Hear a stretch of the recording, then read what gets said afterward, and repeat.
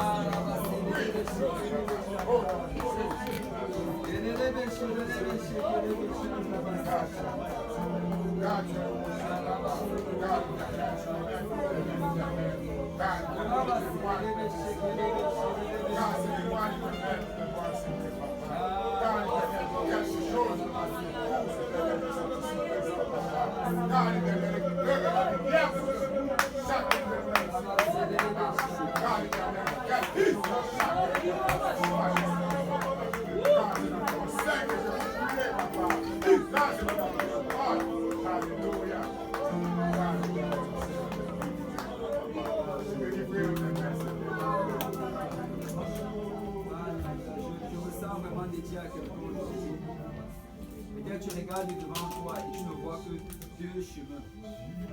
Et je te dis, soit ça va être ceci, ou ça va être ceci. Et tu te dis que tu es bloqué en fait parce qu'il n'y a juste pas d'autre solution. Soit ça va être ça, ou ça va être ça. Mais je viens te dire aujourd'hui de la part du Seigneur que Jésus peut ouvrir un nouveau chemin. Jésus peut créer un nouveau chemin. Tu n'as pas besoin de prendre ce chemin ou quel autre chemin. Tu peux attendre de la part du Seigneur. Il va créer un nouveau chemin.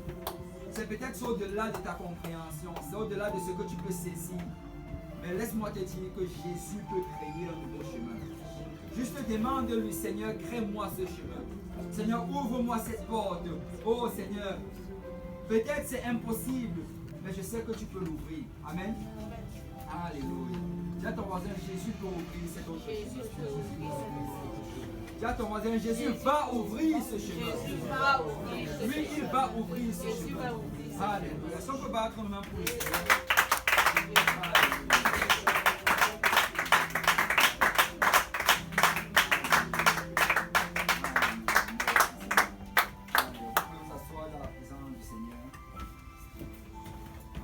Bienvenue dans le service de Sœur Michel. Nous sommes contents de nous retrouver encore un samedi pour louer, adorer le Seigneur et passer du temps dans sa présence. Amen. Amen. Nous allons souhaiter la bienvenue à ceux qui sont là pour la première fois. Super. Nous avons un frère qui est là avec nous pour la première fois. Comment vous vous appelez? Jonathan. Amen.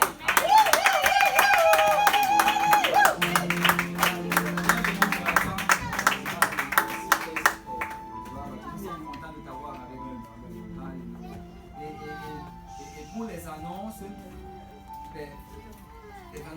nous n'avons pas beaucoup d'annonces et c'est bien, comme ça passe plus rapidement. Mardi, nous avons évangélisation. Tous les mardis, on se retrouve pour l'évangélisation. Et c'est mardi à partir de 19h30. Si tu veux te joindre à l'équipe d'évangélisation, vois le frère Pierre ici en arrière et il va vous donner les coordonnées comment vous y rendre. Amen. Et vous savez, le Seigneur Jésus a donné un seul commandement. Est-ce qu'il y a quelqu'un ici qui veut obéir au commandement du Seigneur Jésus? Amen. Alléluia.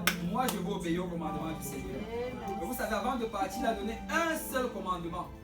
Tu n'as pas besoin de lire toute ta Bible et de regarder les 613 commandements de l'Ancien Testament pour connaître la volonté de Dieu dans ta vie. Avant de partir, il a donné un seul commandement. Il a dit, allez, allez. Aller, ça veut dire se lever et partir. Amen. Aller, ça veut dire qu'on se lève, on sort de chez nous, on va quelque part. Amen. Je ne sais pas si je suis en train de bien interpréter là. Parce que je crois que aller en hébreu, c'est le même que aller en grec. Et c'est le même que aller en français. Ça prend un geste. Le Seigneur a dit, allez, faites de toutes les nations des disciples. Et tu vas faire comment? En évangélisant, en enseignant des études bibliques. Et c'est ça la volonté du Seigneur. Amen. Alors nous sommes tous appelés à cela. Donc si tu veux te joindre à l'équipe d'évangélisation, voir le frère Pierre, il va vous donner les coordonnées. Et si vous voulez donner une étude biblique, me voir et on va trouver un moyen que vous puissiez en donner. Amen. Et c'est les mardis à partir de 19h30. Et ensuite, pour la prochaine annonce, nous avons service encore samedi prochain. Samedi prochain à la même heure, ça commence à partir de 14h. Et je réalise que les samedis sont souvent serrés parce qu'il y a souvent des programmes. Mais faisons vraiment notre possible pour arriver ici à 14h au plus tard pour le service. C'est un peu plus tôt pour pouvoir apprêter les choses. Et en passant ça va juste être pour quelques temps. Amen. Donc dis à ton voisin, sacrifie encore ton samedi juste pour quelques temps. Sacrifie ton samedi. Le Seigneur accepte ton sacrifice. Amen. Le Seigneur prend plaisir dans ton sacrifice. Parce que ça prend vraiment d'être zélé pour venir à l'église le samedi. Amen. Et nous sommes zélés pour le Seigneur. Amen. Nous sommes zélés, nous aimons le Seigneur. Alléluia. Alléluia. Nous aimons le Seigneur. Mais ça va juste encore pour quelques temps. Parce que nous avons vu, mercredi dernier, nous avons vu les gens à qui appartiennent le local dans lequel nous allons pouvoir aménager. Et le bail a été signé. Tout est déjà en ordre. Alléluia. Donc nous allons pouvoir commencer le service le dimanche. Le Seigneur est bon. Amen. Nous allons commencer. Le Seigneur est bon.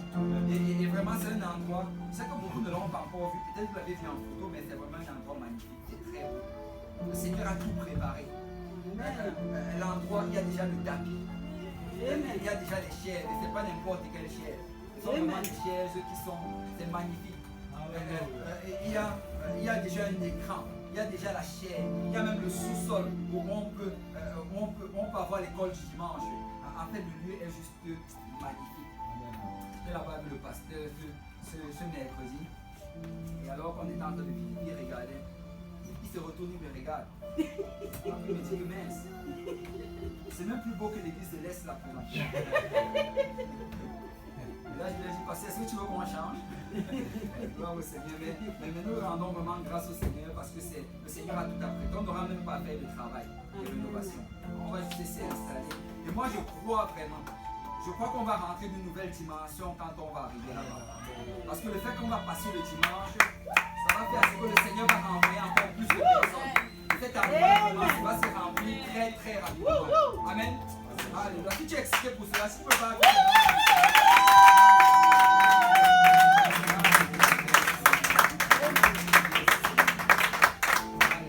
Quand on va aller là-bas, on va pouvoir avoir le service bien sûr le dimanche matin. Aux alentours de 11h, en fait 10h30 ça va commencer, il y aura la prière, vers 11h moins le quart on va commencer le service et ça va, et en même temps on va commencer aussi à partir du jeudi, je ne sais pas si on va commencer la même semaine ou on va un peu prendre du temps, on va commencer notre étude biblique de milieu de semaine. Amen. Nous aurons une étude biblique de milieu de semaine. J'avais promis cela à beaucoup de personnes. Mais heureusement que le Seigneur a accompli ma promesse. Parce que par moi-même, je regardais comment est-ce qu'on pouvait faire cela, mais ça prenait vraiment qu'on ait une bâtisse, qu'on ait un local. Donc on va pouvoir avoir un service de milieu de semaine. Et ça prend vraiment cela pour qu'une église grandisse. C'est bien de se retrouver le dimanche et de prêcher la parole, prêcher l'évangile. Mais ça prend qu'il y ait un moment pendant la semaine où on s'assoit ensemble et on mange du steak. Amen. On mange du steak spirituel et de la viande et de la nourriture solide. Parce que c'est vraiment comme cela qu'on va grandir. Donc je suis excité par rapport à cela. Amen. Et j'anticipe de grandes choses. Mais comme je vous avais dit, on a signé le bail pour commencer en août, le 1er août. Mais nous leur avons demandé une faveur. On a demandé à ce qu'on puisse l'avoir gratuitement pour le mois de juillet. Donc là, présentement, il a dit qu'il va aller voir avec le comité.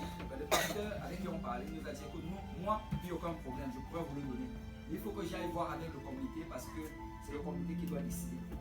Donc si on peut garder ça en prière, Et comme ça, on pourra commencer au début du mois de juillet. Amen. Amen. Le Seigneur est bon. Amen. Et qu'est-ce que le Seigneur a été bon cette semaine? Merci Seigneur. Alléluia. Nous allons nous élever et on va aller vers le Seigneur avec nos offrandes. Et aussi le frère Pierre peut s'avancer. On va prier pour l'offrande. Alléluia.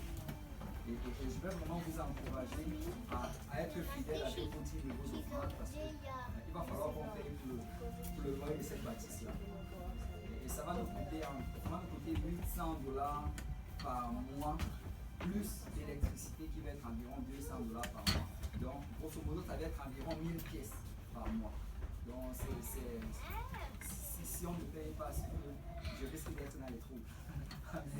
Donc, soyons vraiment fidèles avec nos dîmes et nos offrandes afin de pouvoir aider l'œuvre du Seigneur. Amen.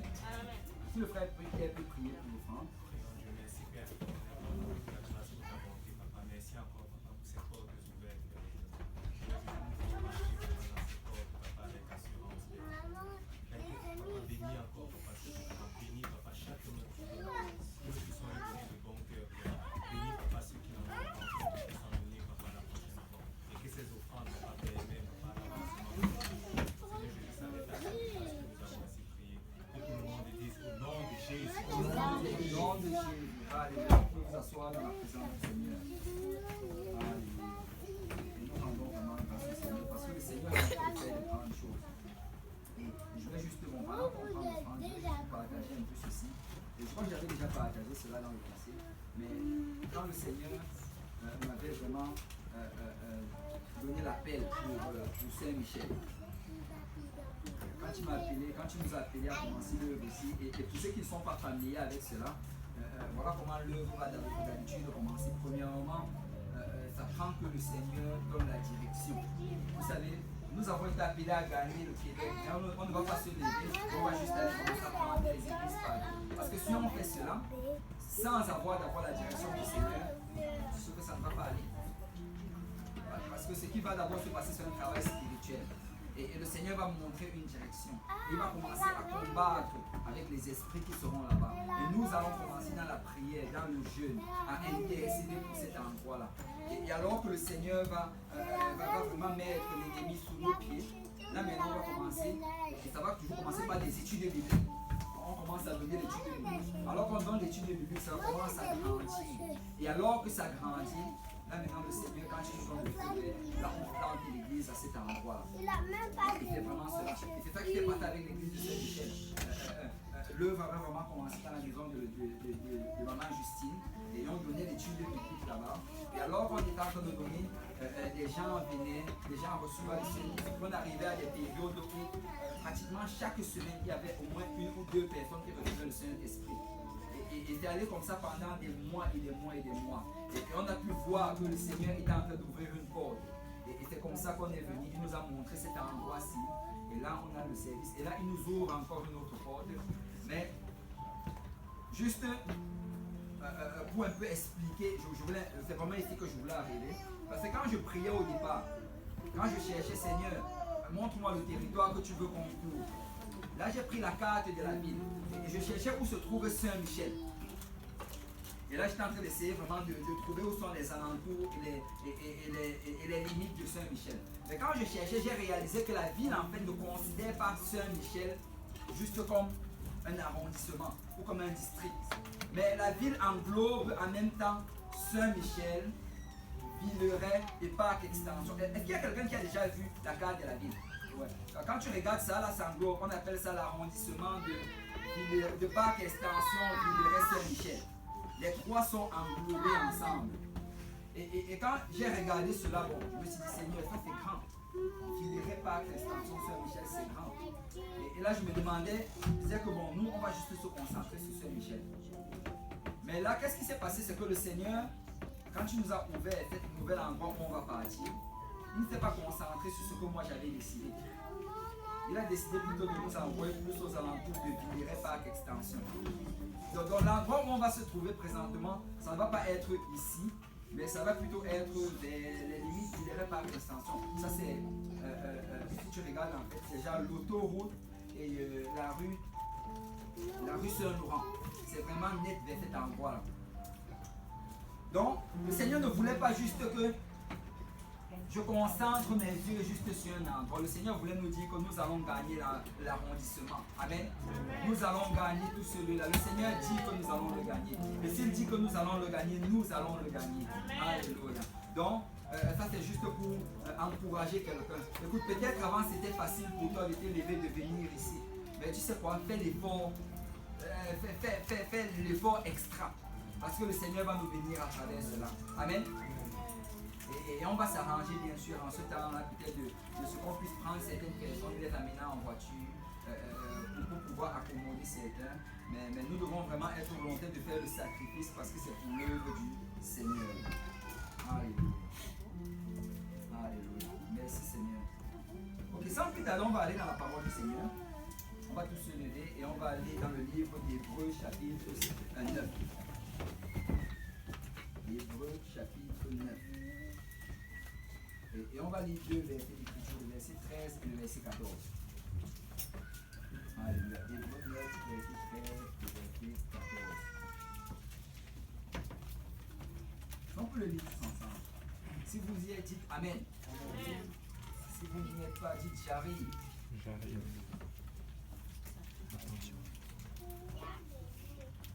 Hébreux 9, verset 13. On le lit tous ensemble.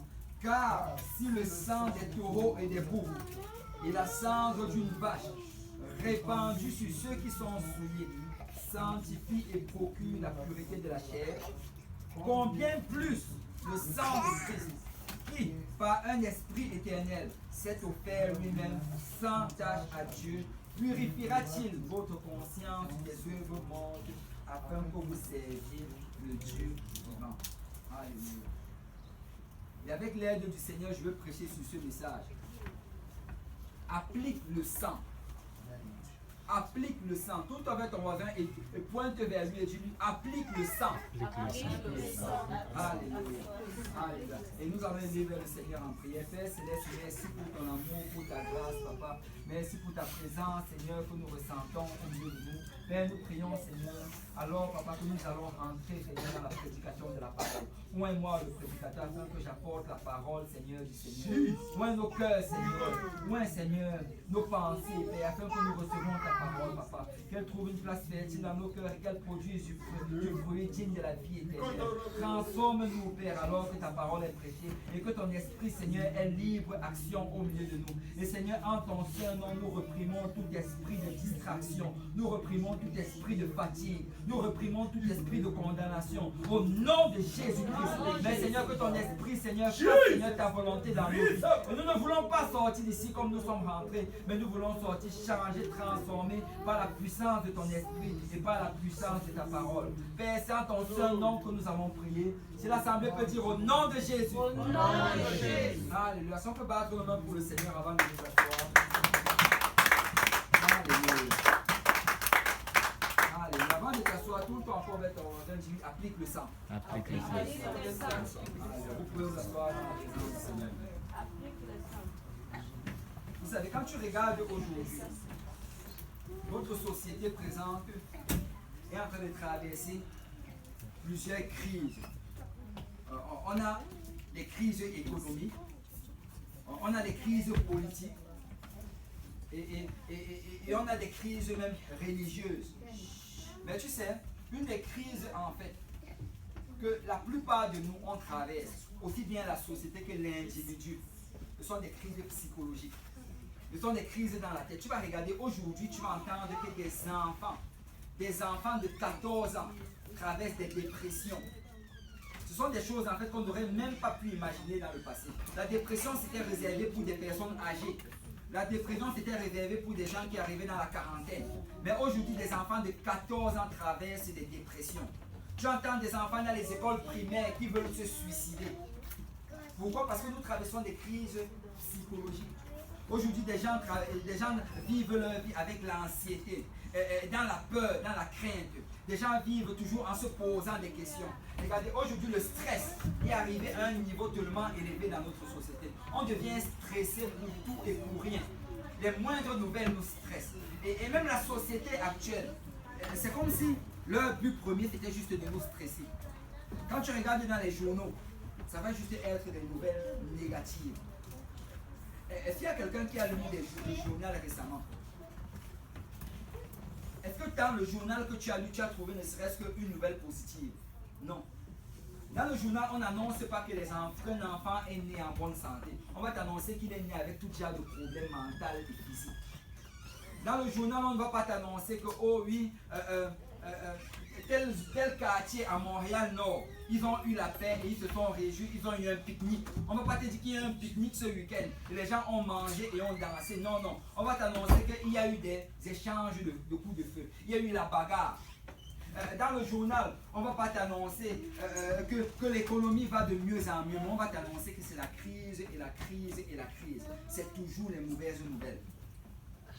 Et à cause de cela, il y a tout genre d'anxiété. Les gens ont peur, les gens sont stressés, les gens ont des crises psychologiques. Vous savez, aujourd'hui, s'il y a un business qui marche très bien, c'est le business des psychologues et des psychiatres. Tu sais, beaucoup de gens aujourd'hui, riches ou pauvres, vont voir les psys. Ils vont aller s'asseoir sur la chaise de ce psy. Ils vont commencer à raconter toute leur vie et tous les problèmes qu'ils ont, en espérant avoir un certain réconfort, un certain soulagement. Pourquoi? Parce que notre monde est rempli d'anxiété. Et les gens, regarde, les hôpitaux aussi, les hôpitaux. Si tu vas à l'hôpital, là, l'hôpital est toujours rempli. Les gens ont toujours des problèmes. Pourquoi? C'est parce que c'est comme ça que nous sommes. Mais vous savez, ça n'a jamais été la volonté de Dieu. Les douleurs que nous traversons aujourd'hui, ça n'a jamais été la volonté de Dieu. C'est souvent on va entendre ceci, oh, si tu es malade, peut-être c'est la volonté de Dieu. Non, laisse-moi te dire que ta maladie ne va jamais être la volonté de Dieu. Amen. Dieu ne désire pas que son enfant soit malade. Dieu ne désire pas que son enfant souffre. Dieu ne désire pas que tu passes par des périodes de dépression ou bien d'anxiété. Ça, ce n'est jamais la volonté de Dieu. Parce que si tu regardes la volonté de Dieu, ça se trouve dans le livre de Genèse. Genèse chapitre 1. On nous montre comment Dieu, quand il a créé toutes choses étaient parfaites. On nous dit que Dieu, après avoir créé une chose, il regardait cela et il trouvait que cela était bon. Il créait une autre chose, il regardait cela, il trouvait que cela était bon. Il créait une autre chose, il regardait, il trouvait que cela était bon. Parce que toute chose que Dieu fait est bon. Mais après avoir créé l'homme, il crée l'homme, il met l'homme dans le jardin, ce jardin magnifique qu'il a créé. Et après cela, il regarde cela. Vous savez, il ne dit pas que cela est bon. Mais si tu regardes dans le livre de Genèse, il trouve que cela est très bon. C'est très bon. J'ai créé toutes ces magnifiques choses et maintenant je donne tout cela à mon enfant. Et après avoir fait cela, on dit que Dieu a béni l'homme. Il a béni, aller assujettir tout cela, posséder tout cela. Parce que quand tu regardes la volonté de Dieu pour toi, ce sont des volontés ce sont de bonnes volontés. C'est Dieu ne désire aucun mal pour toi. Dieu ne désire aucune douleur pour toi, aucune maladie. Dieu ne le désire pour toi. Mais la raison pour laquelle ces choses nous arrivent, c'est à cause du péché. C'est à cause du péché. Vous savez, le premier jour où le péché a été commis sur cette terre, c'est ce jour-là que toutes ces crises et tous les problèmes sont arrivés sur la terre. Regardons, on va aller dans le livre de Romains, Romains chapitre 5, verset 12, la Bible dit, c'est pourquoi, comme par un seul homme, le péché est entré dans le monde, et par le péché la mort, et qu'ainsi la mort s'est étendue sur tous les hommes, parce que tous ont péché. Waouh! Il dit que le péché est entré par un seul homme. Et que quand le péché est entré, la mort est aussi entrée. C'est quand tu regardes vraiment dans tout le livre de Genèse, tu réalises que tous les problèmes qu'on a aujourd'hui, c'est à cause du péché. Premièrement, quand l'homme a péché, qu'est-ce qui s'est passé? Il était chassé du jardin d'Éden. Il était chassé de la présence de Dieu. Donc si souvent on ressent que la présence de Dieu est loin de nous, c'est à cause du péché.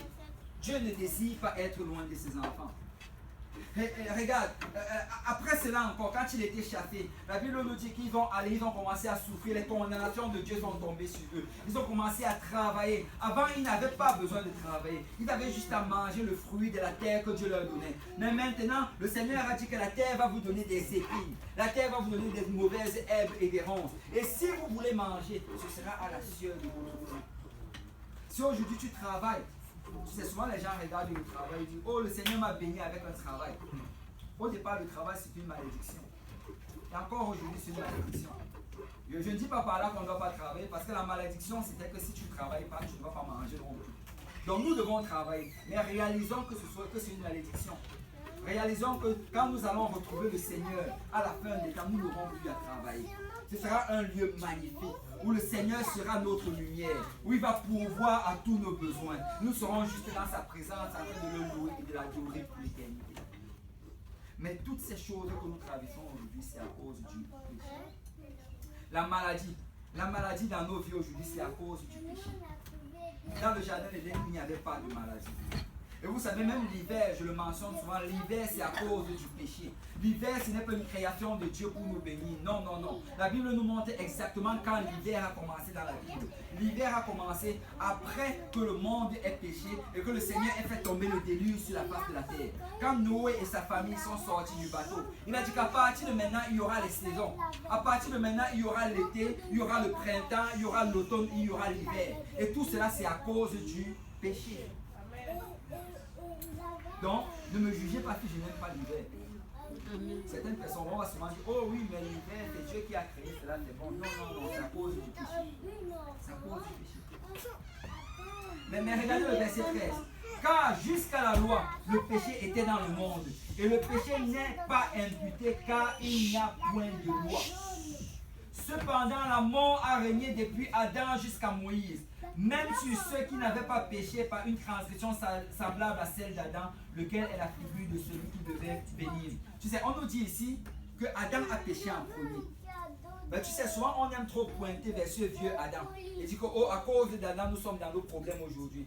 Mais la Bible dit que Adam a péché, mais que toi aussi tu as péché. Toi aussi tu as péché. Écoute, arrêtons de toujours nous justifier en disant que c'est parce que je suis pécheur. Non, tu as le choix. Jésus dit, je mets aujourd'hui la vie et la mort devant toi. Je mets aujourd'hui la bénédiction et la malédiction. Mais c'est à toi de faire le choix. C'est à toi de choisir si tu veux vivre dans le péché ou si tu veux vivre dans la vérité. Mais tu sais, à cause du péché d'Adam et à cause de nos péchés, nous traversons toutes ces douleurs et ces souffrances que nous avons aujourd'hui. Mais ça n'a jamais été la volonté de Dieu. Mais regarde ceci, on dit dans le verset 15, mais il n'en est pas du don gratuit comme de l'offense. Car si par l'offense d'un seul, il en est beaucoup qui sont morts, à plus forte raison, la grâce de Dieu et le don de la grâce venant d'un seul homme, Jésus-Christ, ont-ils été abondamment répandus sur beaucoup. Waouh!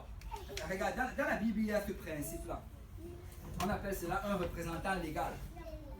Et le représentant légal, c'est un peu vraiment comme si, vous savez, aujourd'hui, est-ce qu'il y a des gens ici qui ont déjà eu affaire avec l'immigration, appeler l'immigration? La plupart d'entre nous ont appelé l'immigration. La plupart on est des immigrants. Amen.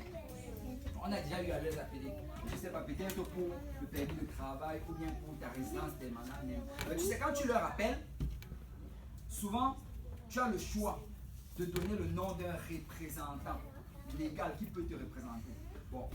Moi et mon épouse, on avait déjà eu à faire cela parce que bon, elle n'aime pas trop les affaires de paparazzi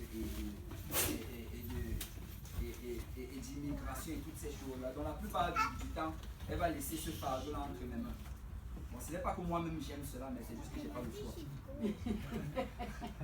Donc, mais le truc, c'est que quand on leur avait appelé, ils avaient demandé à mon épouse au téléphone que est-ce que tu donnes l'autorisation que ton mari te représente au téléphone?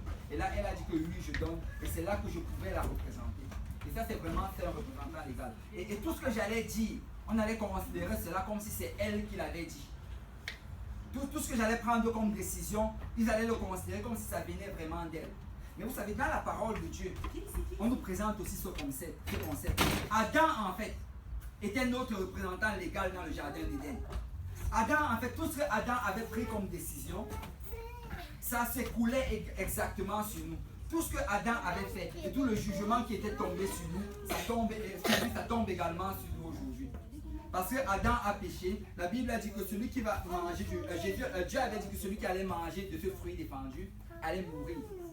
Comme Adam a péché, il devait mourir. Nous aussi aujourd'hui, nous naissons, mais nous avons déjà cette racine en nous. Ce qui fait aussi que nous allons rencontrer la mort si le Seigneur tarde. Mais vous savez, quelqu'un va regarder cela, il va dire, mais ce n'est pas juste. Adam avait péché, mais pourquoi aujourd'hui je dois aussi payer pour cela? Tu sais quoi? Le Seigneur a vu cela. Et c'est le Seigneur qui avait décidé de cette manière. Mais parce que notre Dieu est bon, sa justice va toujours dépasser notre justice. Dans quelle manière? Il dit que de cette même manière que Adam était votre représentant légal et qu'à cause de son péché, vous devez traverser la mort et toutes ces souffrances que vous faites face aujourd'hui. De cette même manière encore aujourd'hui, Jésus devient votre représentant légal. Vous n'aurez pas besoin de souffrir cette mort. Vous n'aurez pas besoin de souffrir toutes ces douleurs parce que Jésus a eu à la souffrir sur vous, pour vous à la croix.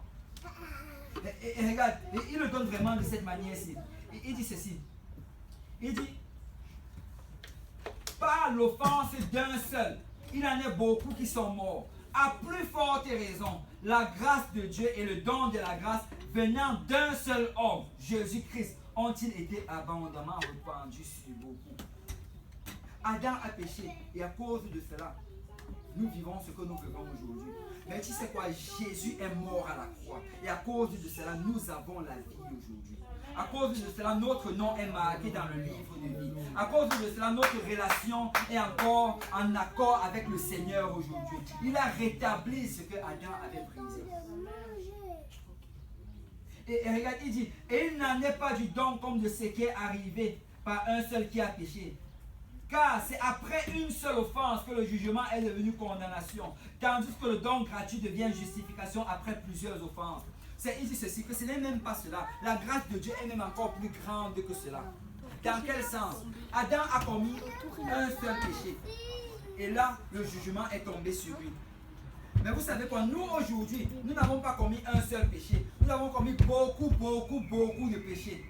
Mais tu sais quoi? Jésus, par son acte, ça nous lave de tous ces péchés que nous avons commis. Par son acte, ça nous lave des péchés que nous avons commis depuis notre enfance jusqu'à aujourd'hui. Par son acte, ça nous garantit que ce que nous allons faire dans la nature, si nous venons et nous nous repentons vers le Seigneur, il va encore nous pardonner. Il dit à plus forte raison. Et regardez le verset 17. Il dit, si par l'offense d'un seul, la mort a régné par lui seul. À plus forte raison, ceux qui reçoivent l'abondance de la grâce et du don de la justice régneront-ils par la vie en Jésus-Christ lui seul. Ainsi donc, comme par une seule offense, la condamnation a atteint tous les hommes, de même par un seul acte de justice, la justification qui donne la vie s'étend à tous les hommes. Alléluia. Il dit que c'est juste par un acte. Parce que Jésus a fait à la croix, c'était capable de nous purifier et de nous laver de tous nos péchés. Mais vous savez, souvent on regarde cela et on va dire, oh, Jésus est mort à la croix pour l'humanité. Ça veut dire que l'humanité va être sauvée. Écoute, ne te laisse pas avoir par ce mensonge qui vient de l'ennemi. Ça vient des profondeurs de l'enfer. Il y a beaucoup ici dehors et ils ne servent pas Dieu. Ils ne viennent pas à l'église. Ils n'ont pas de vie de prière. Aucune relation avec le Seigneur. Mais ils disent que Jésus est mort à la croix pour moi. Jésus est mort à la croix pour moi. Vous savez quoi? Ça c'est... souvent on va appeler ça la grâce. Mais j'aime souvent comment mon pasteur appelle cela. Il appelle cela la graisse. Ce n'est pas la grâce, mais c'est la graisse. C'est la graisse qui va te faire glisser jusqu'en enfer. Jésus a accompli cette œuvre-là à la croix. Mais ça prend que nous accomplissions quelque chose pour nous identifier à cette chose. Regardez dans le jour de la Pentecôte, Pierre s'est levé, il a commencé à prêcher l'évangile. Il a prêché que Christ est mort, Christ était enseveli, Christ est ressuscité. C'est ceux qui étaient avec lui ce jour-là auraient pu dire, oh oui, donc il est mort à la croix pour nous. Donc nous sommes pardonnés de nos péchés et commencer à se réjouir. Non, non, non, ils ont compris que cela ne leur garantissait pas le pardon de leurs péchés. Ils ont compris que ça prenait qu'ils fassent quelque chose. Et regardez dans Actes chapitre 2, verset 37. Acte 2, 37. Ces hommes à qui Pierre était en train de prêcher et de leur raconter ce que Jésus avait fait. Ces hommes nous demandent, mais hommes, frères, que ferons-nous? Jésus est mort, il était enseveli et il est ressuscité. Mais nous, qu'est-ce que nous devons faire? Parce que nous reconnaissons que nous devons faire quelque chose. Regardez, Jésus est mort à la croix, mais ça ne veut pas dire que toute l'humanité va être sauvée. Ce n'est que ceux qui vont s'identifier à cette mort qui vont être sauvés. Et dans Acte 2, 37, il dit, hommes, frères, que ferons-nous? Tu nous dis qu'il est mort, qu'il était enseveli, qu'il est ressuscité. Mais nous, qu'est-ce qu'on doit faire? Et regardez ce que Pierre leur a répondu. Acte 2, verset 38. Pierre leur dit, répentez-vous et que chacun de vous soit baptisé au nom de Jésus pour le pardon de vos péchés et vous recevrez le don du Saint-Esprit. Tu sais, ça prend vraiment de t'identifier à chacune des choses que Jésus a fait. Jésus est mort, ça prend de se repentir. La repentance, c'est quoi? La repentance, c'est quand tu prends une décision que l'ancien homme qui était en toi est mort. Si avant tu étais un voleur, tu dis qu'à partir d'aujourd'hui, Seigneur, par ta grâce, je ne vais plus voler. Si avant tu étais un menteur, tu dis Seigneur, à partir d'aujourd'hui, par ta grâce, je ne vais plus mentir. Si avant tu étais un tricheur et tu vivais dans la fornication, dans l'adultère, dans toutes ces choses, tu dis Seigneur, à partir d'aujourd'hui, je suis une nouvelle créature et je ne vais plus faire ces choses-là. Et c'est ça la repentance. Ça prend que le vieil homme meure. Jésus a été enseveli. Ça prend également que nous nous identifions en cela. La Bible nous dit que nous devons être ensevelis avec Christ par le moyen du baptême. Tu sais, la même manière que Christ est entré sous la terre, toi tu dois entrer sous l'eau. Tu dois être baptisé au nom de Jésus pour le pardon de tes péchés. Regarde bien, Acte 2, 38, ça dit, répentez-vous que chacun de vous soit baptisé au nom de Jésus pour le pardon des péchés. Écoute, si tu veux avoir le pardon de tes péchés, il faut que tu te fasses baptiser. C'est là que tu obtiens le pardon des péchés. Et la troisième chose, et vous recevrez le don du Saint-Esprit.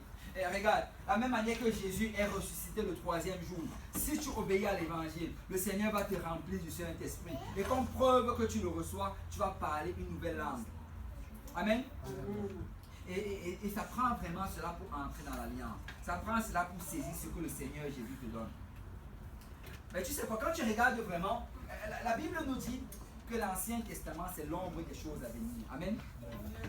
Et les choses que nous faisons aujourd'hui, ce ne sont pas des choses étranges. Ce sont des choses dont tu peux déjà voir l'ombre.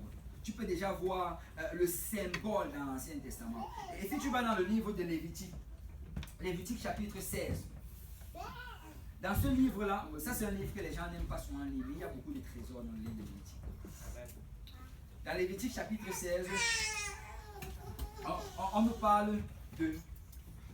parle du jour de l'expiation. Et on nous dit ici, regardez, Lévitique 16, verset 1. L'Éternel parla à Moïse après la mort des deux fils d'Aaron qui moururent en se présentant devant l'Éternel. L'Éternel dit à Moïse, parle à ton frère Aaron afin qu'il n'entre pas en tout temps dans le sanctuaire, au-delà du voile, devant le propitiatoire qui est sur l'arche, de peur qu'il ne meure, car j'apparaîtrai dans la nuit sur le propitiatoire. Tu sais, ici on est en train de parler du tabernacle. C'était une tente que le Seigneur avait demandé à son peuple de dresser alors qu'il était en train de traverser le désert. Chaque fois qu'il s'arrêtait, il devait dresser cette tente. Et le Seigneur avait dit que j'allais demeurer au milieu d'eux, j'allais être dans cette tente. Et juste pour nous mettre dans le contexte, il y avait trois parties.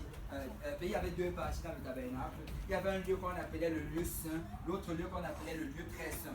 Dans le lieu saint, c'est un endroit où les sacrificateurs pouvaient entrer chaque jour. Dans le lieu très saint, c'est un endroit où il y avait la présence de Dieu. Et le Seigneur était en train de dire à Aaron ici, dis à Aaron qu'il ne doit pas entrer à n'importe quel moment dans le lieu très saint. Et regarde, il dit, voici de quelle manière Aaron entrera dans le sanctuaire. Il prendra un jeune taureau pour le sacrifice d'expiation et un bélier pour l'holocauste. Il se revêtira de la tunique sacrée de lin et portera sur son corps les caleçons de lin et il se ceindra d'une ceinture de lin. Il se couvrira la tête d'une tiare de lin. Ce sont les vêtements sacrés dont il se revêtira après avoir lavé, que quelqu'un dise laver son corps dans l'eau. Il recevra de l'assemblée les enfants d'Israël, 2 boucs pour le sacrifice d'expiation et un bélier pour l'holocauste. Regardez, on ne va pas lire tout cela parce que si on commence à lire tout le livre de Lévitique, ici les gens vont dormir. Mais je vais un peu paraphraser, je vais dire vraiment ce qui se passe ici. Le Seigneur a dit ceci, vous allez dresser cette tente. Et après avoir dressé cette tente, vous allez séparer la tente en 2 endroits. Il y aura le lieu saint et le lieu très saint. Le lieu saint, c'est un endroit où il va se trouver la table des pains de proposition. C'est un endroit où il va se trouver le chandelier d'or. Et c'est un endroit où vous allez mettre les pains. Et il y aura aussi l'autel des parfums. Et tu vois, dans le lieu saint, il faudrait que des sacrificateurs viennent chaque jour, matin et soir, pour rendre service. Et ça représentait vraiment notre relation avec le Seigneur. C'est Dieu veut que tu aies une relation de tous les jours avec lui. Dieu veut que tu n'aies plus une relation juste du samedi ou bien du dimanche. Dieu veut que tu n'aies pas juste une relation de une fois par mois, une fois par an. Ou même une fois, il y a des gens qui viennent à l'église une fois par an à Noël. Mais Dieu veut que tu aies une relation de chaque jour. Chaque matin, tu dois aller vers le Seigneur. Chaque soir, tu dois aller vers le Seigneur. Ça doit être une relation de chaque jour. Amen. Et il devait aller. Il devait manger du pain de proposition qui représentait la parole de Dieu. Parce que Dieu veut que tu lises sa parole chaque jour. Et il devait offrir il devait offrir le parfum sur l'autel des parfums. Et ça allait élever une agréable odeur vers le Seigneur. Et c'est ça, ça représente la prière. Et Dieu veut que nous prions chaque jour. Il devait ensuite aller s'assurer à ce qu'il y ait la lumière sur la lampe. Et Dieu veut que tu marches dans la lumière chaque jour. Et c'est ça vraiment ce que ça représentait. Mais dans le deuxième endroit, qu'on appelait le lieu très saint, c'est un endroit où personne n'avait le droit d'entrer. Le seul qui pouvait entrer, c'était le souverain sacrificateur. Et il ne pouvait même pas entrer chaque jour. Il devait entrer un seul jour par année. Et c'était le jour de l'expiation. Et le mot vraiment expiation là veut dire sortir, purifier. C'était en fait le jour de purification. Et ça se passait un seul jour chaque an. Et vous savez, ce jour-là, qu'est-ce qui allait se passer? C'est que le souverain sacrificateur allait venir. Il allait prendre d'abord le taureau. Il allait offrir un taureau en sacrifice pour ses propres péchés. Après, il allait offrir un taureau en sacrifice pour les péchés du peuple. Ensuite, il allait prendre le sang de ce taureau. Et avec ce sang, il allait prendre un brasier avec les braises dessus, qu'il allait sortir de l'autel des sacrifices. Il allait venir et il allait entrer, traverser le voile, entrer dans le lieu très saint. Et quand il allait entrer dans le lieu très saint, il fallait qu'il s'assure que le brasier qu'il avait produise beaucoup de fumée. Il devait y avoir une abondance de fumée. Parce que quand il allait rentrer, il fallait que la fumée remplisse tout le lieu très saint. Parce que quand il allait entrer là-bas, il fallait qu'il ne voie absolument rien. Il n'avait pas le droit de voir la présence du Seigneur. Et quand il allait rentrer à cet endroit-là, alors que la fumée remplissait tout le lieu, avec son sang, avec le sang des taureaux qu'il avait pris, il allait faire l'aspersion sur l'autel des sacrifices, sur l'arche de l'alliance. Après avoir fait l'aspersion sur l'arche de l'alliance, là maintenant deux choses pouvaient se produire. Une des choses, c'est que soit le Seigneur allait approuver le sacrifice. Et quand il allait approuver le sacrifice, le sacrificateur allait commencer à se réjouir. Il allait commencer à danser, célébrer. Et pourquoi est-ce qu'il dansait, célébrait? Parce qu'il allait ressentir pour une fois la présence de Dieu. C'est cette présence que tu ressens quand tu reçois pour la première fois le Saint-Esprit. Cette présence que tu ressens quand tu commences à louer le Seigneur et que tu ressens sa présence venir. Lui, il pouvait la ressentir une seule fois par année. Il allait danser de toutes ses forces, de toute son âme. Et alors qu'il allait être en train de danser, la Bible dit que sur les bords des vêtements du sacrificateur, il y avait des clochettes. Et quand il allait danser, les clochettes allaient commencer à faire du bruit. Et ceux qui étaient à l'extérieur, parce que le jour de l'expiation, c'était un jour de rassemblement. Tout Israël devait se tenir devant l'arche de l'Alliance. Ils allaient tous être dans la tente, parce qu'il fallait s'assurer que le Seigneur approuve le sacrifice.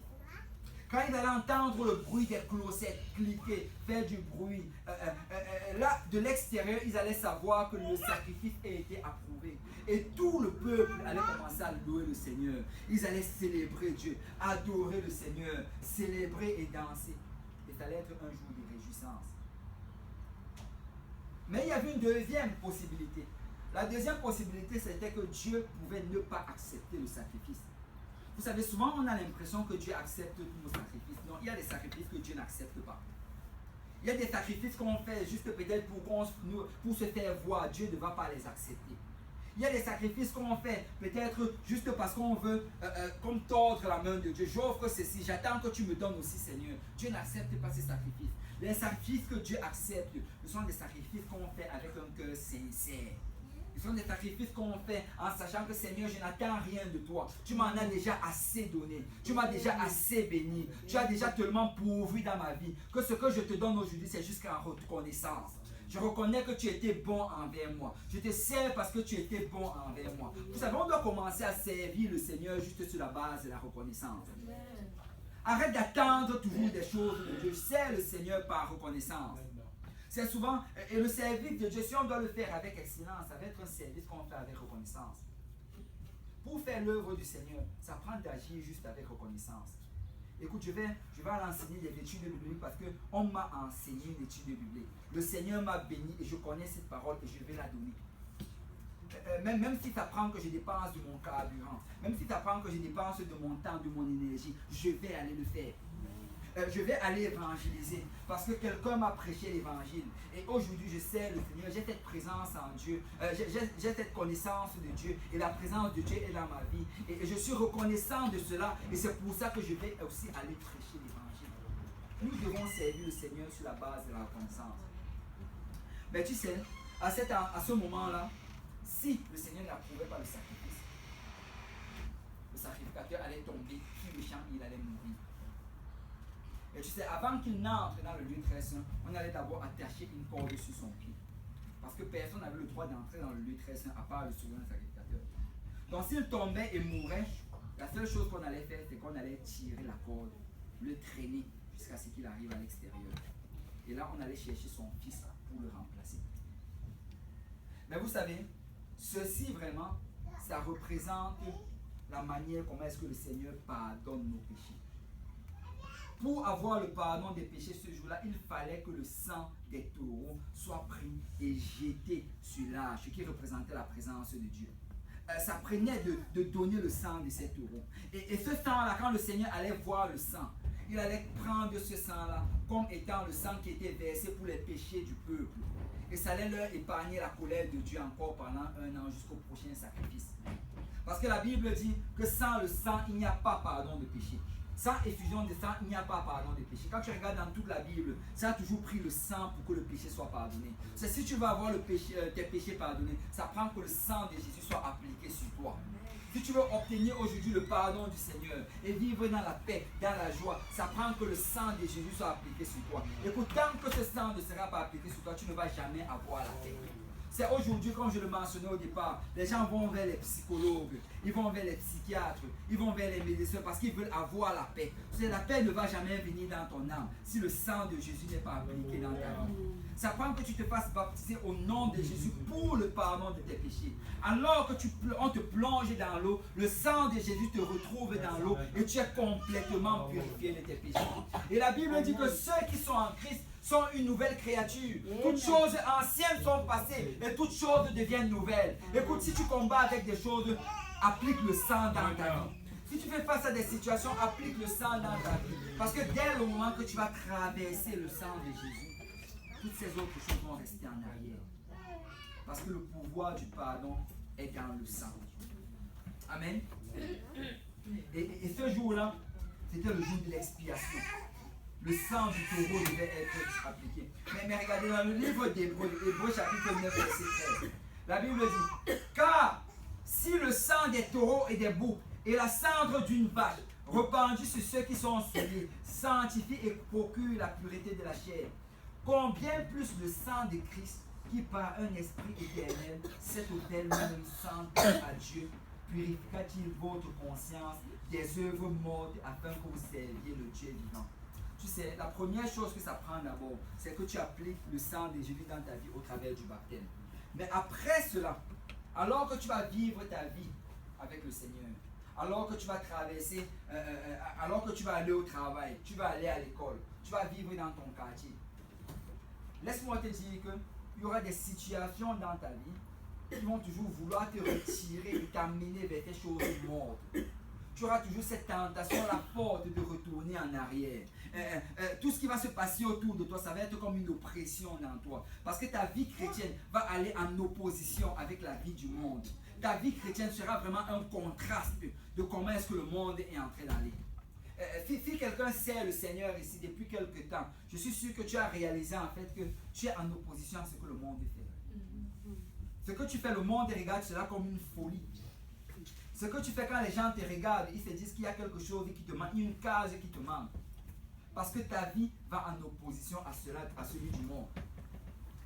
Mais tu sais, il dit ici que si le sang des taureaux et des boucs, et ici il est en train de parler d'abord de ce sang-là qui était versé le jour de l'expiation, pour le pardon des péchés. Mais si tu regardes par la suite, il dit et d'une vache. Vous savez, quand je lisais ceci, j'ai lu ce verset plusieurs fois encore et encore. Mais je n'ai jamais saisi. En fait, quand il parle d'une vache, il parle de quoi? Parce que le jour de l'expiation, on te parle uniquement du taureau et du bouc. Amen. Lisez ça, c'est dans le livre de Lévitique, Lévitique 16. On dit juste taureau et bouc. Le taureau, c'était pour le pardon des péchés. Et le bouc, c'était pour l'holocauste. Mais là, par la suite, il parle de la vache. Mais quand tu regardes, vous savez, dans la Bible, je veux juste attirer l'attention de quelque chose. Dans la Bible, en fait, il n'y a rien qui est mis par coïncidence. Tout ce qui est dans la Bible, c'est pour un but. Chaque parole de Dieu dans la Bible, c'est soit pour te corriger, soit pour t'instruire, soit pour te révéler, mais il y a un but précis pour cela. Mais regardez, c'est dans le livre de Nombre, Nombre chapitre 19. Si on peut aller dans Nombre chapitre 19, en partir du verset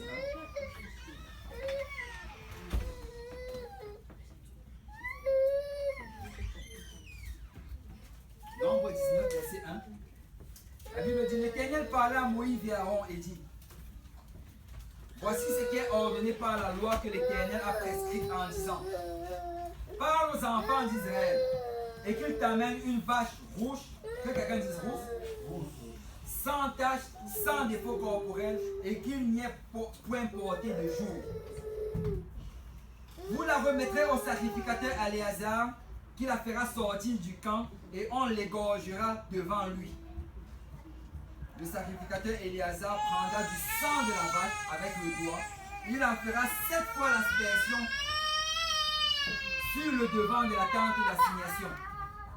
On brûlera la vache sous ses yeux, on brûlera sa peau, sa chair et son sang avec ses excréments. Il est en train de parler ici d'une vache.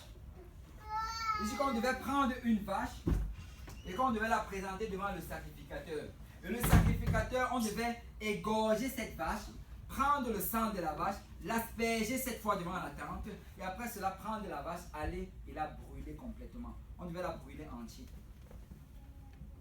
Et après cela, on allait prendre de la cendre de cette vache, regardez le verset 9. Un homme pur recueillera la cendre de la vache et la déposera hors du camp, dans un lieu pur. On la conservera pour l'assemblée des enfants d'Israël, afin d'en faire l'eau de purification. C'est une eau expiatoire. Il est en train de dire ici qu'après avoir consumé la vache au feu, on allait prendre la cendre de cette vache et on allait la mettre à un endroit pur, la garder là. Et on allait prendre chaque fois la cendre de cette vache-là pour la mettre dans de l'eau. Et quand on allait la mélanger dans l'eau, ça allait faire une eau expiatoire. Ok, quelqu'un peut se demander, mais pourquoi est-ce qu'il nous parle de ça aujourd'hui? Si tu continues à lire, tu lis à partir du verset 16. Quiconque touchera dans les champs un homme tué par l'épée, ou un mort, ou des ossements humains, ou un sépulcre, sera impur pendant 7 jours. On prendra pour celui qui est impur de la cendre de la victime expiatoire qui a été brûlée. Et on mettra dessus l'eau vive dans un vase. C'est quand on parle d'eau vive, ici on parle d'eau courante. Ça veut dire qu'il fallait que tu prennes vraiment la cendre, que tu mettes cela dans l'eau qui est courante, l'eau qui bouge. Pourquoi? Parce qu'on voulait qu'il y ait un mélange complet. La cendre devait se mélanger avec l'eau.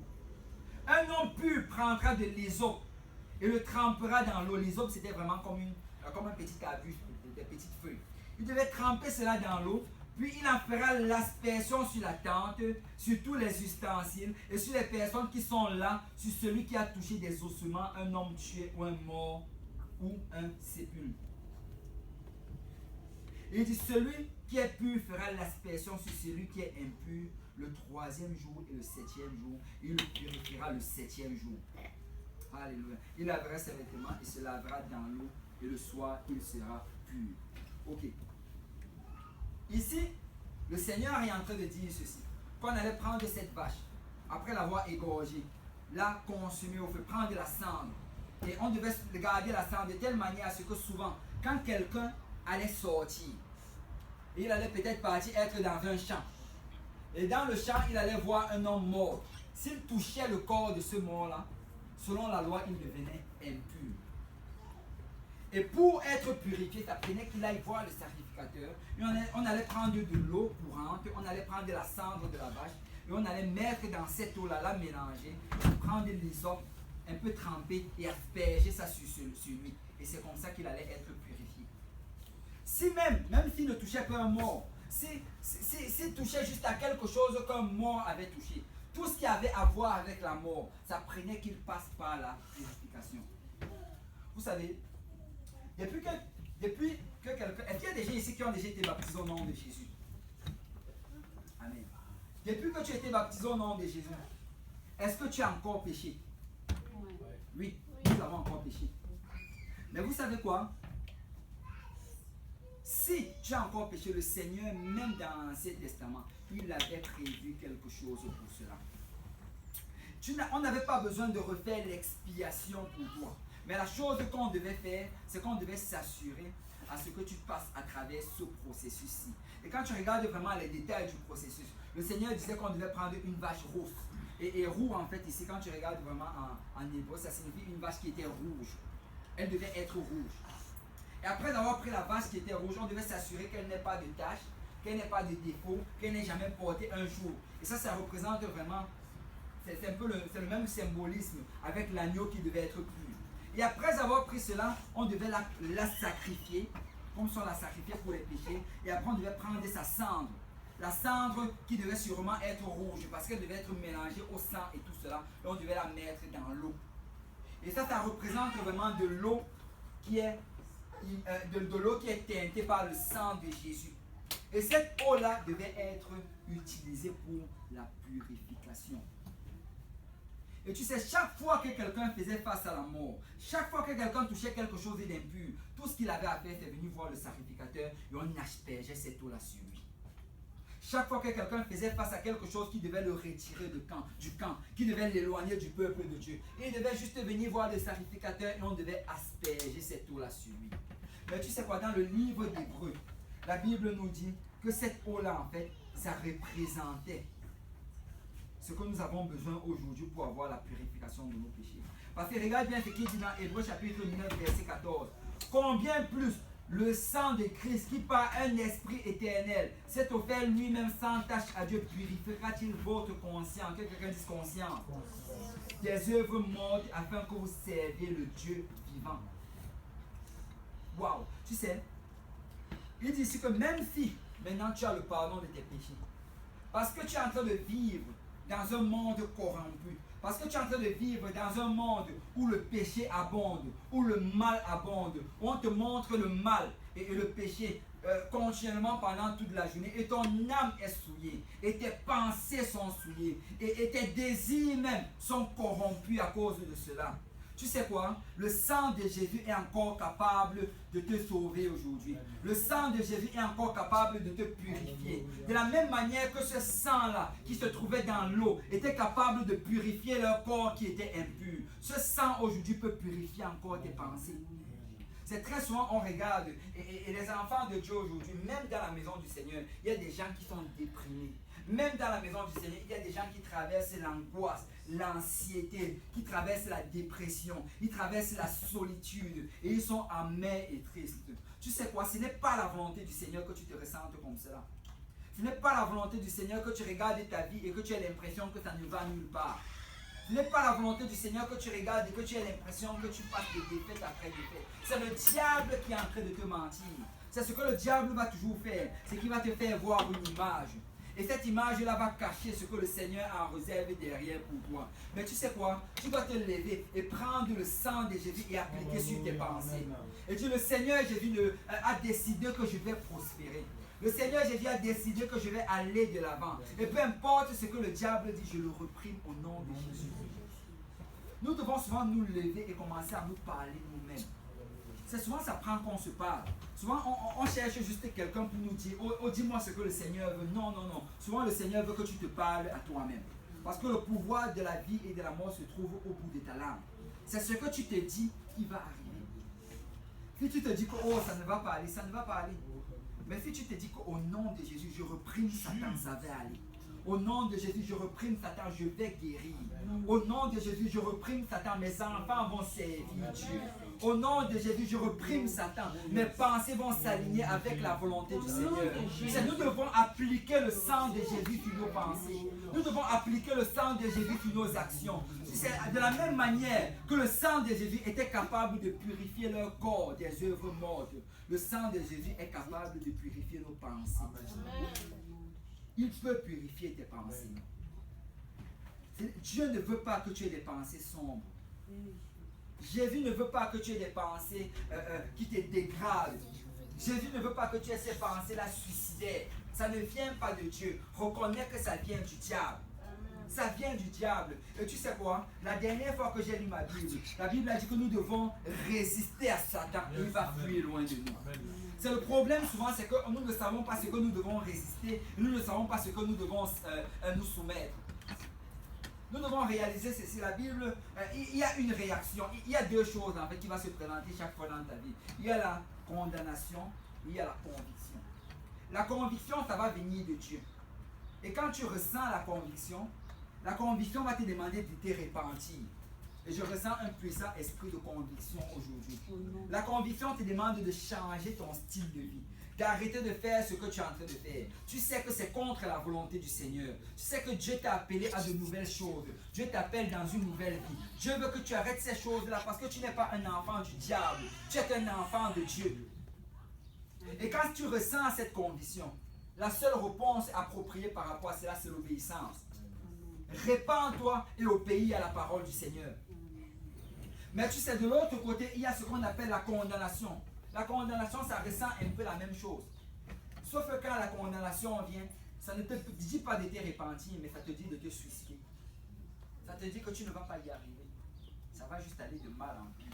Jésus ne t'aime pas, Dieu ne t'aime pas, l'Église ne t'aime pas. Tu es juste pourri jusqu'à la racine. Ça, c'est un esprit de condamnation. Mais tu sais, quand tu ressens la conviction, tu dois te soumettre. Mais quand tu ressens la condamnation, tu dois résister au diable. Parce que les pensées là ne viennent pas de Dieu. Aucune pensée négative ne vient de Dieu. Aucune pensée qui te dégrade ne vient de Dieu. Aucune accusation ne vient de Dieu. Et quand ça vient, tu dois te lever et appliquer le sang de Jésus sur tes pensées. Tu dois appliquer le sang de Jésus sur tes pensées. Au nom de Jésus, je reprime ces pensées négatives. Au nom de Jésus, je reprime ces pensées de dégradation. Ces pensées qui veulent m'éloigner de la maison du Seigneur. Qui veulent m'éloigner de la volonté du Seigneur. Au nom de Jésus, je les reprime. Tu sais, le sang de Jésus est capable de purifier ta conscience. Le sang de Jésus est capable de purifier tes pensées. Écoute, tu n'as pas besoin d'avoir ces pensées négatives, mais tu peux plaider le sang de Jésus sur tes pensées. Tu peux reprimer le diable et plaider le sang de Jésus sur tes pensées.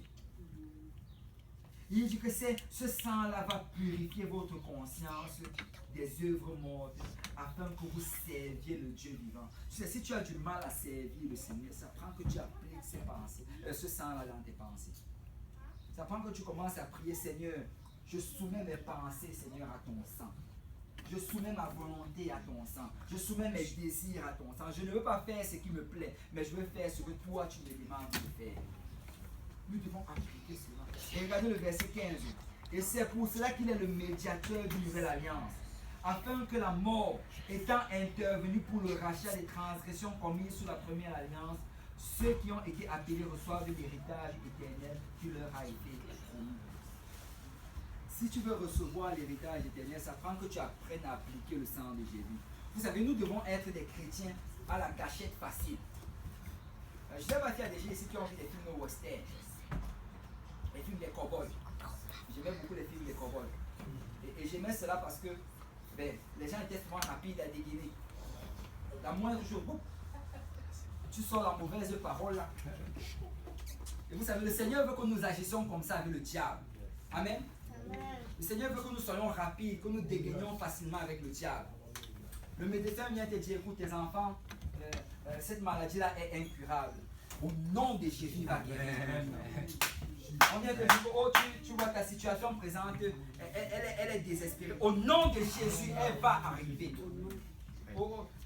Où tu es là, tes enfants, ils sont tellement méchants, ils ne vont pas servir Dieu. Au nom de Jésus, ils vont servir Dieu. Tu ne pourras pas avoir ce travail. Au nom de Jésus, savoir. Écoute, tu ne peux pas servir Dieu. Tu n'as pas les habiletés de servir Dieu. Au nom de Jésus, je vais servir Dieu. Écoute, personne ne t'aime. Au nom de Jésus, tout le monde m'aime. Écoute, tu ne vas pas y arriver. Au nom de Jésus, je vais y arriver. Nous devons avoir la cachette facile et dégainer le nom de Jésus. Parce que laisse-moi te dire que si tu appliques le sang de Jésus, la Bible dit qu'à la mention de son nom, tout genou fléchit, dans les cieux, sous la terre et sous la terre. Mais ça prend que nous appliquons ce sang. Ça prend que nous plaidons ce sang sur nos pensées. Nous plaidons ce sang sur nos actions. Nous plaidons ce sang sur nos familles. Nous plaidons ce sang sur nos enfants. Nous plaidons ce sang sur nos camarades de travail. Nous plaidons ce sang sur le quartier Saint-Michel. Nous plaidons ce sang sur nos voisins. Nous devons plaider le sang de Jésus parce qu'il y a la puissance dans le sang de Jésus. Peuple de Dieu, nous avons des armes. Écoute, Dieu ne nous a pas abandonnés juste à nous-mêmes. Nous avons des armes. Et une puissante arme, c'est le nom de Jésus. C'est une forteresse. Et quand tu appliques cette arme-là, laisse-moi te dire que le diable ne peut pas résister. Arrêtons d'agir comme si nous étions des perdants. Arrêtons d'agir comme si nous étions des victimes. Mais nous sommes puissants par la vertu de Dieu. Amen. Tout avec toi, dis-le que tu es puissant. L'Éternel déclare que tu es puissant. Donc je viens dire à quelqu'un aujourd'hui, applique le sang de Jésus. Peut-être que tu traverses une situation présente et ça semble impossible pour toi. Mais laisse-moi te dire que applique le sang de Jésus. Et je vais juste apporter une petite information à quelqu'un aujourd'hui. Et on a besoin d'inspiration, mais on a aussi besoin d'information. Amen. Et l'information vraiment qu'on doit saisir dans ceci, c'est que l'expiation, le jour de l'expiation, ça se passait en un jour. Le sacrificateur allait offrir le sang. Il allait se laver. Il allait entrer. Et là, il allait ressentir le Saint-Esprit. De la même manière aussi, notre expiation se passe en un jour. Nous venons, nous nous repentons. Et le même jour, on se fait baptiser au nom de Jésus pour le pardon de nos péchés. Et le même jour, le Seigneur nous remplit du Saint-Esprit. Mais vous savez quoi? Ce processus-là de purification-là, ça ne se passait pas en un jour, ça se passait en 7 jours. En 7 jours. On devait appliquer le sang sur cette personne-là le 3e jour. Et on allait encore appliquer ce sang-là sur cette personne le 7e jour. Et tu sais, je ne sais pas s'il y a quelqu'un qui a déjà eu... vous avez sûrement déjà entendu cette parole. La parole dit que celui qui est en Christ est une nouvelle créature. Amen. Mais tu sais, il y a des personnes qui fumaient. Et souvent, ils viennent au Seigneur, ils obéissent à l'évangile, ils sont en Christ. Mais ce qui est bizarre, c'est que le lendemain, ils fument encore. Tu es une nouvelle créature. Mais tu sais, le temps de la purification, souvent, ça prend du temps. Souvent, ça prend du temps. Mais ça prend que tu continues à appliquer le sang de Jésus. Et que si tu as servi le Seigneur et que tu ressens encore les mêmes désirs que tu avais avant, laisse-moi te dire que tu dois continuer à appliquer le sang de Jésus. Tu dois continuer à appliquer. Si c'est l'alcool, applique le sang de Jésus jusqu'à ce que tu n'aies plus le goût de l'alcool dans ta bouche. Si c'est la cigarette, applique le sang de Jésus jusqu'à ce que tu n'aies plus le goût de la cigarette. Si c'est le mensonge, applique le sang de Jésus jusqu'à ce que le Seigneur te délivre du mensonge. Parce que le processus de purification, ça prenait plusieurs jours. Et laisse-moi te dire aujourd'hui que peut-être qu'on est en train de prêcher, tu es en train de saisir cela. Et tu dis que je vais appliquer le sang de Jésus sur ta situation. Mais laisse-moi te dire que quand tu vas l'appliquer, si ça n'arrive pas le premier jour, applique-le le deuxième jour. Si ça n'arrive pas le deuxième jour, applique-le le troisième jour. Si ça n'arrive pas le troisième, applique le 4e jour. Continue à appliquer le sang de Jésus. Applique le sang de Jésus. Applique le sang de Jésus jusqu'à ce que tu voies la réponse. Parce que la purification, souvent ça va prendre du temps. Mais nous devons être patients dans le Seigneur. Amen. Amen. Si on peut s'élever dans la présence du Seigneur.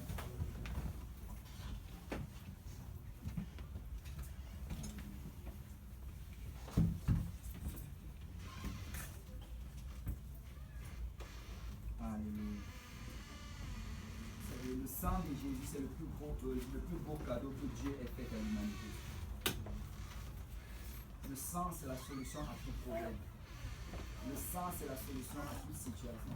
La Bible dit que presque tout est purifié par le sang. Si tu as des problèmes aujourd'hui, si tu fais face à des situations, le sang de Jésus peut te donner la solution. Mais ça prend que tu appliques ce sang-là. Amen. Alors, on va finir avec le livre de Jean. 1 Jean chapitre 1.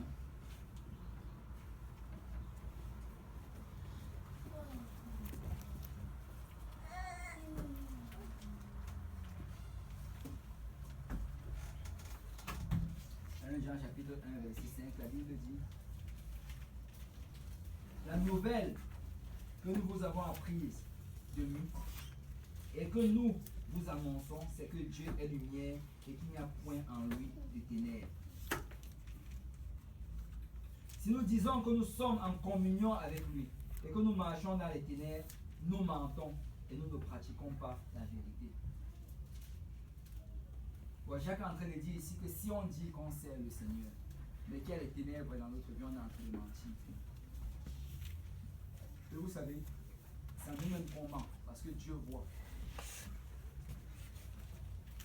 Et quand on parle de marcher dans les ténèbres, il y a une différence entre commettre un péché et vivre dans le péché. Commettre un péché, c'est peut-être le commettre par erreur, ou bien le commettre même volontairement, mais réaliser que ce n'est pas bon et demander pardon. C'est ça, commettre un péché. Mais quelqu'un qui vit dans le péché, il sait que c'est le péché, mais continuellement il continue à y retourner. Quelqu'un qui vit dans le péché, il sait que c'est le péché, mais il continue à garder cela chez lui. Et la Bible dit que si tu marches dans les ténèbres, tu n'es pas en communion avec le Seigneur.